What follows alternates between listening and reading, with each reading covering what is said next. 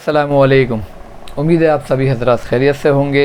काफ़ी सारे मैसेजेस आ रहे थे कि भाई एक वीडियो शादी पे भी आनी चाहिए, क्योंकि शादी का सीज़न भी करीब है। बहुत सारे लोगों के घरों में शादियों की तैयारियां चल रही हैं और बहुत सारे घरों में बुलावे भी आ चुके हैं। लेकिन शादी का पूरा सीज़न एक वीडियो में कवर करना बहुत मुश्किल है, इसलिए लगातार हम 3-4 वीडियो सिर्फ शादी के ऊपर बात करेंगे। आज की वीडियो में हम बात करेंगे माइयो, मेहंदी, सांचक और मुँह मीठे को लेके।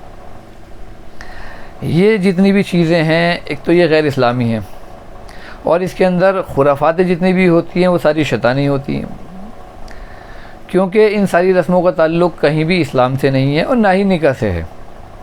आप सल्लल्लाहु अलैहि वसल्लम ने फरमाया कि निकाह को आसान करो, क्योंकि होना भी चाहिए। लेकिन हमने निकाह को इतना मुश्किल बना दिया कि एक तो गरीब बेचारे लड़के लड़कियां इस वजह से शादी ही नहीं कर पाते, क्योंकि उनके माँ बाप के पास इतना पैसा ही नहीं होता कि वो इतने सारे प्रोग्राम करके जो है निकाह की कार्रवाई तक पहुँचे। दूसरा, इन रस्मों के अंदर इतने सारे शैतानी अमल होते हैं लेकिन हमें वो दिखते नहीं हैं। जैसे मुँह मीठा एक रस्म होती है, एक माइयो रस्म होती है, निशान भी जिसे बोलते हैं। इसमें होता क्या है कि वो दूल्हा या दुल्हन को, जो भी दोनों पार्टियों की तरफ से, उसको कुर्सी पे बिठा दिया जाता है और गैर लोग आके जो है उनके मुंह मीठे कर रहे होते हैं। उसके अंदर औरतें भी शामिल होती हैं और मर्द भी शामिल होते हैं, और रिश्ते के चचाजाद, मामूदाद, फुप्पीदाद, खालादाद भाई भी होते हैं, और इधर से बहनें भी होती हैं जो रिश्ते की होती हैं। ये सब नामहरम होते हैं, लेकिन ये माइयों, मुँह मीठे निशान के ऊपर ये सब जो है महरम बन जाते हैं एकदम से, और इनसे सब आप हंसी मजाक भी कर सकते हैं, आप इनसे गले भी मिल सकते हैं, इनसे आप हाथ भी मिला सकते हैं। ये माइयों निशान सांचक में सब जायज़ हो जाता है। सब लड़के लड़कियाँ एक दूसरे के बराबर में खड़े होकर फ़ोटो खींच रहे होते हैं, सेल्फी ले रहे होते हैं, एक दूसरे के मुँह मीठे कराए जा रहे होते हैं, और उपटन और पता नहीं क्या क्या अगड़म शगड़म वो एक दूसरे के चेहरों पर भी लगाया जा रहा होता है। और हमने देखा है बहुत सारी जगहों पे कि वो मिठाई खिलाने के नाम पे जो है वो शरारतें होती हैं, वो मिठाइयाँ नहीं खिलाई जाती, वो मुंह में उंगलियां दे दी जाती हैं, महरम गैर महरमों के दे रहे हैं। तो बहुत सारी खुराफातें इन रस्मों के अंदर होती हैं और ये सब जो है वो गुनाह की चीज़ें हैं, इनसे हमें बचना चाहिए। ये रस्में हमें जो है करनी ही नहीं चाहिए। सिंपल सा हम निकाह करें किसी मस्जिद के अंदर, और जब आपकी जितनी हैसियत है उसके हिसाब से आप वलीमा कर सकते हैं, कोई हर्ज नहीं है।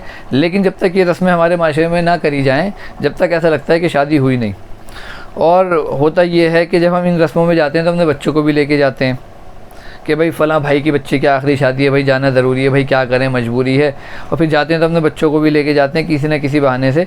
तो जब हमारे बच्चे ये सब रस्में होते हुए देखते हैं तो फिर उनके भी अरमान जागते हैं कि भाई जब हम बड़े होंगे तो हम भी करेंगे ऐसा। तो ऐसा ही होता है, किसी के पहले बच्चे की शादी है तो वो कह रहा है जी अरमान निकालूंगा, और किसी के आखिरी बच्चे की शादी है तो वो कह रहा है अरमान निकालूंगा। तो इस चक्कर में ये रस्में ख़त्म नहीं हो रही हैं और बढ़ती चली जा रही हैं। बहुत से लोग जो है वो अपने आप को झूठ बोलते हैं, खुद से भी झूठ बोलते हैं और लोगों से भी झूठ बोलते हैं। वो बुलावे देते हैं, कहते हैं भाई हमारे बच्चों की शादियां तय हो गई हैं और आपको आना है, और फ़ला दिन का ये खाना है, फ़ला दिन का ये खाना है। अब आप उनसे कहेंगे भाई हम तो माइयों में जाते नहीं हैं, हम तो सांचक में जाते नहीं हैं।